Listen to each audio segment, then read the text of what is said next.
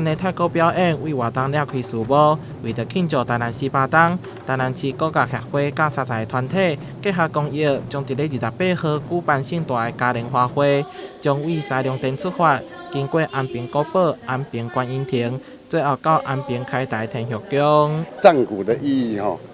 非常非常的大，因为我们在台湾也是因为有跟那个荷兰人跟我们原住民有过一次的那个交战，这个交战就有那个战鼓那个集成建这个城所以明年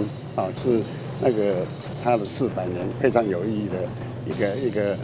日子所以我们就从那个28号开始做这个暖场希望那个400年大家有空多来到我们那个台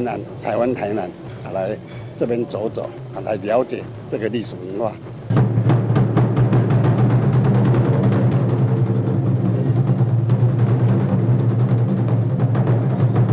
安平在地知名酒店也想要斗阵庆祝台南市巴东，甲全台历史上久的安平开台天后宫合作，跨界推出端午粽礼盒。这届的端午粽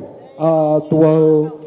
有着阮上这个盘布袋以及的时候，妈祖吊饰的一个加持，希望呢买这些粽的民众呢能够出门平平安安考试呢能够包中。礼盒内底有2款粽，一个是肇庆果珍粽，另外一个是传统潮州粽，全部拢是总部师选用上好的食材精心料理，会当看到将粽切开了后，有澎湃的馅料伫咧内底。礼盒到6月17号进前拢有在做优惠，欢迎民众把握着机会做购买。台南新闻杨顺怀采访报道。